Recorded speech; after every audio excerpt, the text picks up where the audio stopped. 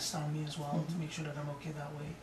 So I was still doing tests up to, we had a date set, but I was still doing tests up to the Friday before. Yeah. So how long was that? A month, approximately a month. Approximately a month. Well, congratulations. Thank you. Congratulations. There. What we're doing is just sort of simulating what you would do when you're about to go on air. Which of your headphones do you use? Can you hang them here for a second? Does it work? Yeah. Okay. Good.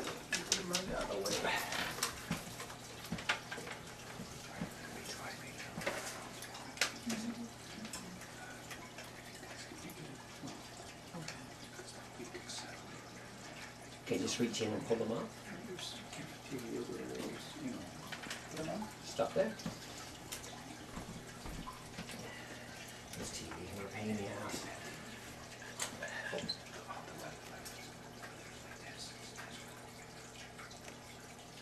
Okay, act like you just reached for them and then put them on.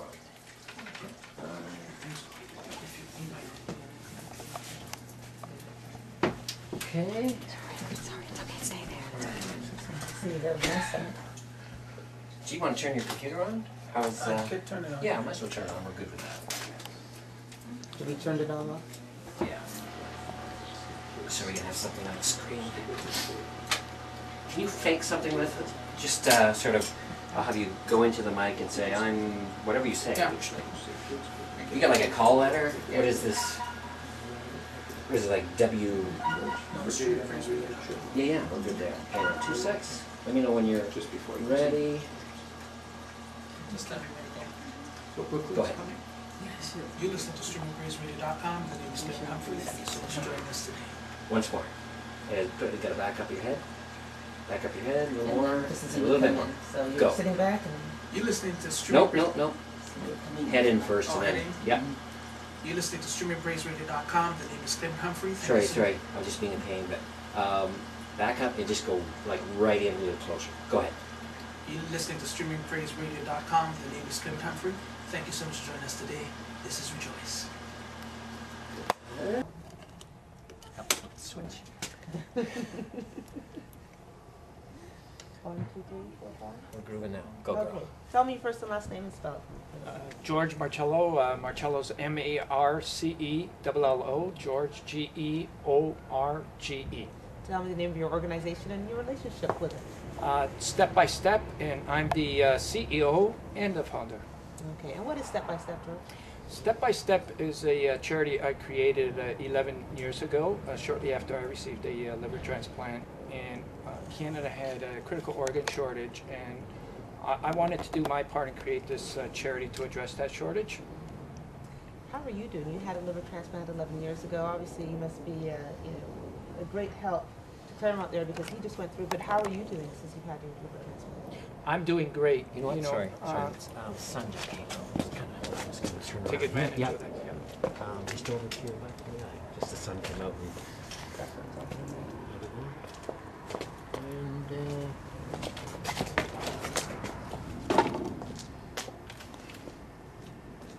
go, girl. Okay, so George, again, how are you doing since you've had your transplant? Since I've had my liver transplant, I'm doing great, as most recipients are doing. There's over a 90% success rate. When you receive a organ transplant, whether it's a liver, heart, lung, or kidney, you're going to lead a very successful, productive life. So transplants are a cure. Wow. Is that still a tough message to get out there? You know, I know a lot of people are concerned. I mean, just looking at Clairmont's star, you think, wow, to just, be willing to go through and do that. Is it still a tough sell for people? You know, guys are proud of their scars. It's still a little bit tough. You know, I'm in the opinion that nobody should be dying by not receiving an organ transplant. I feel there's enough organs to go around for everybody. You know, it's just we got to keep at it. We got to keep at it with our government. We got to keep at it with the public. We got to keep at it with the media. We got to keep coming up with inspiring stories such as this one with Clairmont. You know, we just got to keep at it, and I know someday we're going to get there. Okay, and